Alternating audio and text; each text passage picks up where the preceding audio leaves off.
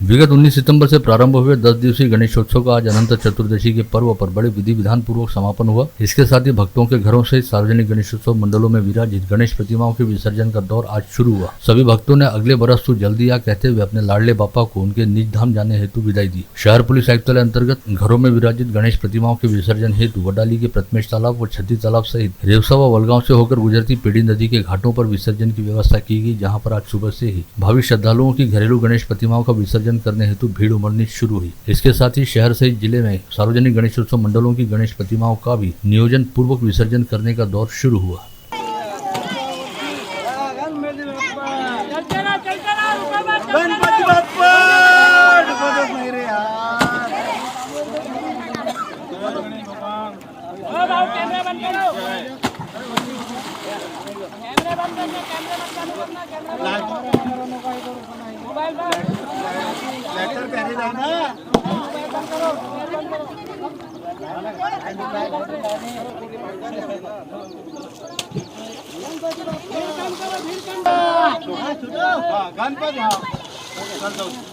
गणपति बाप्पा।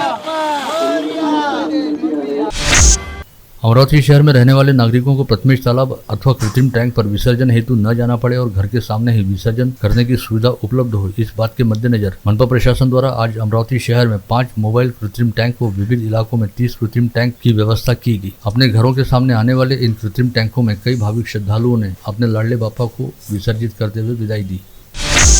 बडनेरा निर्वाचन क्षेत्र के विधायक रवि राणा ने छत्ती तालाब, प्रथमेश तालाब तथा बडनेरा नई बस्ती के झील तालाब का निरीक्षण करते हुए गणेश विसर्जन हेतु महानगर पालिका व पुलिस प्रशासन द्वारा किए गए इंतजामों का जायजा लिया। साथ ही उन्होंने संबंधित अधिकारियों को आवश्यक दिशा निर्देश भी जारी किए। देवाचं काम आहे, 10 ते मोटर करून घेतो सर आणि असं फुल करा निर्माल्य आपण पण यावेळेला हे निर्माल्य तिथं पलीकडेच काढायचं, त्याच्यामध्ये फक्त गणपती निर्माल्य आपण तिकडेच काढतो। हे फुल करा, फुल करा आणि नंतर आणि तिकडे जाऊ परत फुल करा। त्याच्यामुळे काय ना स्मेल जाईल, अन्न वगैरे जे राहते ते होणार नाही, निघून जाईल। खापर्डे बगीचा परिसर स्थित न्यू आजाद गणेशोत्सव मंडल द्वारा स्थापित विदर्भ का राजा गणपति की विसर्जन यात्रा आगामी 5 अक्टूबर को दोपहर 3 बजे खापर्डे बगीचा परिसर से निकाली जाएगी, जो शहर के विभिन्न चौक चौराहों से होकर गुजरते हुए मोसीकॉल जिन कारखाना पहुंचेगी। इस दौरान शहर के प्रमुख चौक चौराहों से होने वाले वाहनों के यातायात को ट्रैफिक जाम से बचाने के लिए शहर के कई मार्गों से होने वाले यातायात में बदलाव करने का निर्णय लिया गया है। ईद ए मिलाद के पर्व पर स्थानीय मुस्लिम समाज बंधुओं द्वारा आज हाथीपुरा परिसर स्थित मरकज अहले सुन्नत मिस्किन शाह मियां मस्जिद से शानदार जुलूस मोहम्मदिया का आयोजन किया गया। हाथीपुरा से निकला यह जुलूस मुस्लिम बहुल क्षेत्र के विभिन्न इलाकों से होकर गुजरा, पश्चात मद्रासी बाबा दरगाह के मैदान पर पहुंचा, जहां पर परचम कुशाई की रस्म अदा करने के बाद इस जुलूस का समापन हुआ। इससे पहले जब यह जुलूस चांदनी चौक परिसर पहुंचा तो शहर के कई गणमान्यों व पुलिस एवं प्रशासनिक अधिकारियों ने उपस्थित रहकर सभी मुस्लिम समाज बंधुओं को ईद ए मिलाद की मुबारकबाद दी।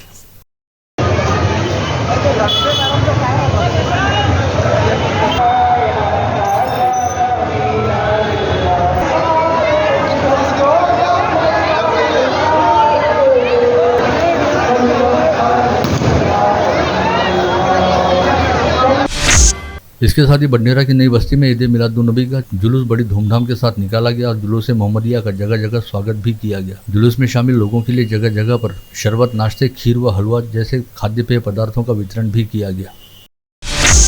जमात इस्लामी की यूथ विंग द्वारा आज इबादत भी जिंदगी भी स्लोगन के साथ भव्य रक्तदान शिविर का सफल आयोजन किया गया, जिसमें दोपहर बाद तक 80 युवाओं ने स्वयं स्फूर्त तौर पर शामिल होते हुए रक्तदान किया।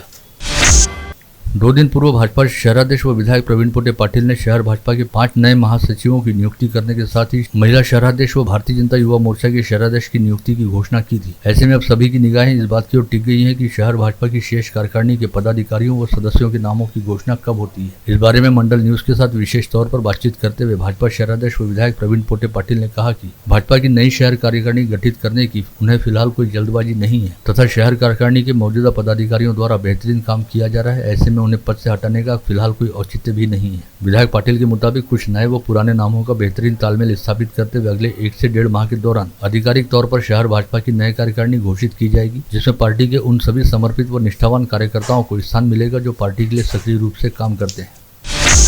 विगत दिनों शहर की एक नामांकित शाला व कनिष्ठ महाविद्यालय में शिक्षकों द्वारा नाबालिग छात्राओं के साथ विनयभंग किए जाने के मामले सामने आए। इन दोनों मामलों को लेकर पूर्व पालक मंत्री व विधायक प्रवीण पोटे पाटिल ने कहा कि इस तरह की घटनाएं बेहद चिंताजनक व लज्जास्पद हैं। ऐसे में बेहद जरूरी है कि इस तरह की विकृत मानसिकता रहने वाले लोगों का समय रहते बंदोबस्त किया जाए। साथ ही उन्होंने यह आह्वान भी किया कि यदि किसी भी स्कूल या कॉलेज में किसी छात्रा के साथ कोई भी शिक्षक गलत हरकत करने का प्रयास करता है तो ऐसे छात्राओं ने बिना घबराए ऐसे लोगों की शिकायत खुद उनके पास आकर करनी चाहिए। शिकायत दर्ज कराने वाली छात्राओं के नाम को गोपनीय रखा जाएगा।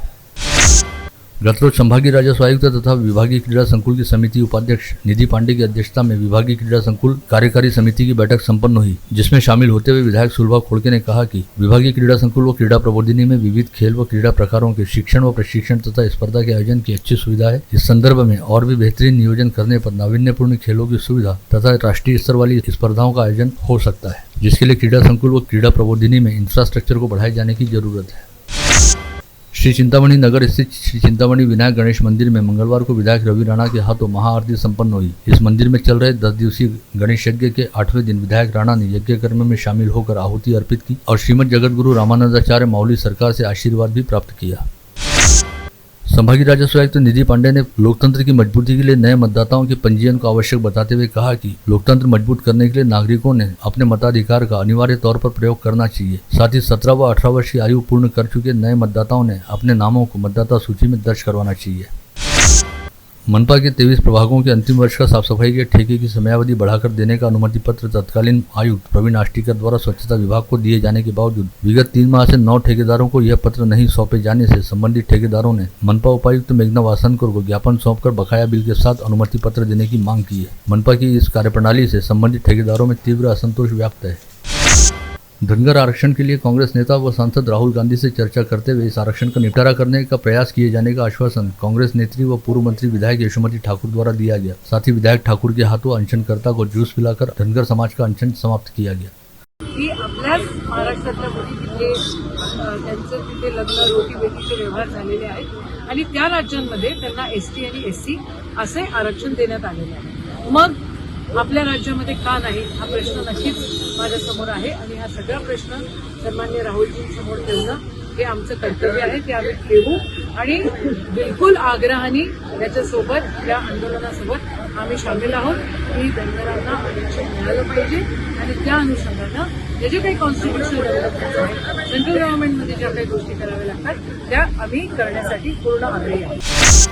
योदा ग्राम पंचायत के लापरवाह कामकाज की वजह से बढ़ रही साफ सफाई की समस्या सहित अन्य मामलों को लेकर प्रदीप वड़तकर ने आगामी 2 अक्टूबर को गांधी जयंती के अवसर पर आत्मदहन आंदोलन करने की चेतावनी दी है। साथ ही अन्य कुछ लोगों ने अन्य त्याग आंदोलन करने की घोषणा की है। अंबापेट स्थित मणिभाई गुजराती हाईस्कूल में शहर की शालाओं के मुख्याध्यापकों की शिक्षाधिकारी कछवे की ओर से आज एक कार्यशाला आयोजित की गई थी। इस कार्यशाला में शालाओं में हो रही विविध घटनाओं को लेकर शाला की छात्राओं की सुरक्षा व अन्य उपाय योजनाओं के संदर्भ में मुख्याध्यापकों की भूमिका विषय पर मार्गदर्शन किया गया। छत्रसाल नगर परिसर स्थित गजानन महाराज गली में वैभव सोनोने के यहाँ किराए से रहने वाले उमेश तारापुरे के घर पर गत रोज दोपहर 1:30 बजे के आसपास शॉर्ट सर्किट की वजह से आग लग गई, जिसके चलते देखते ही देखते तारापुरे के घर में रखा पूरा साजो सामान जलकर राख हो गया। सौभाग्य से इस अग्निकांड में किसी तरह की कोई जनहानि नहीं हुई है।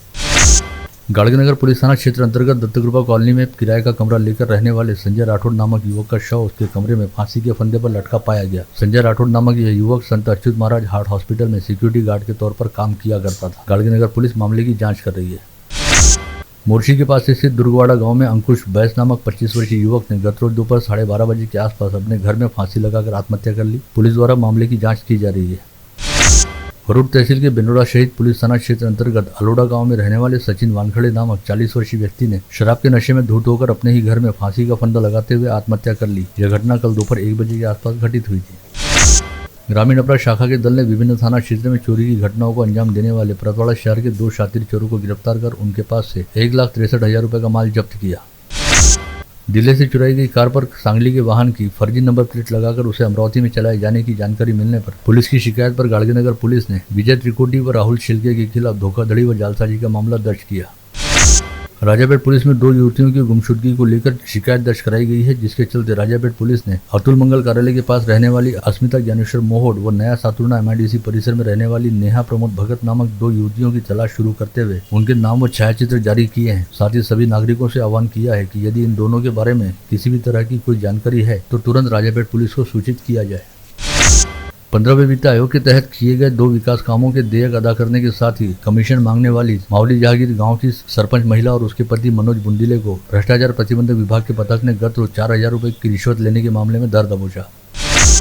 नागपुर के खापा परिसर में एक नाबालिग लड़की के साथ उसके अश्लील फोटो व वीडियो को वायरल करने की धमकी देकर 12 युवकों द्वारा सामूहिक तौर पर दुष्कर्म किए जाने का मामला सामने आया है। इस मामले की शिकायत मिलते ही पुलिस ने 6 आरोपियों को तुरंत गिरफ्तार किया। वहीं एक अग्निवीर युवक सहित अन्य आरोपी फिलहाल फरार बताए जा रहे हैं। नागपुर से वर्धा की ओर लौट रही 2 युवतियों की बूढ़ीपुरी के पास घटित सड़क हादसे में मौत हो गई। दोनों युवतियां महालक्ष्मी का प्रसाद ग्रहण करने के बाद दोपहिया से अपने घर की ओर लौट रही थी। खामगांव के सजीवल क्षेत्र का गणेश मंडल जनुना तालाब पर गणपति विसर्जन कर लौट रहा था। उसी समय उनके वाहन को एक ट्रक ने टक्कर मारी, जिसमें 12 लोग गंभीर रूप से घायल हुए। यह घटना जनुना चौराहे पर 27 सितंबर की रात 12 बजे के आसपास घटित हुई, जिसके बाद संतप्त लोगों ने वाहन को टक्कर मारने वाले ट्रक को जला दिया। इस समय ट्रक का चालक मौके से भाग निकला। खामगांव तहसील के हिवरा में बुधवार सवेरे तबेले में आग लगने से 5 मवेशी जिंदा जलकर मारे गए। यह घटना ज्ञानेश्वर हागे के खेत से सटे तबेले में घटित हुई। चंद्रपुर बल्लारपुर बाईपास मार्ग पर बुधवार की रात 8 बजे भीषण सड़क हादसे में 5 लोगों की मौत हुई, वहीं 4 अन्य लोग घायल हुए, जिनमें 2 महिलाओं का समावेश है। यह हादसा उस समय हुआ जब तेज रफ्तार मालवाहक ट्रक एक ऑटो रिक्शा पर पलट गया। अमरावती तहसील कार्यालय के आसपास एक अधेड़ उम्र की मादा श्वान को कैंसर के ट्यूमर से छुटकारा दिलाया गया। वर्षा संस्था के बचाव दल द्वारा यह कार्य किया गया। पश्चात पशु चिकित्सक शंकर मृत्युलवार ने इस आवारा श्वान की 1 घंटे तक सफल सर्जरी करते हुए उसका करीब 1.5 किलो का ट्यूमर उसके सीने से निकालकर अलग किया। आप देख रहे थे मंडल न्यूज बुलेटिन। हमारे चैनल को लाइक करें, शेयर करें और हाँ, सब्सक्राइब करना ना भूलें। कल होगी आपसे फिर मुलाकात, तब तक के लिए धन्यवाद।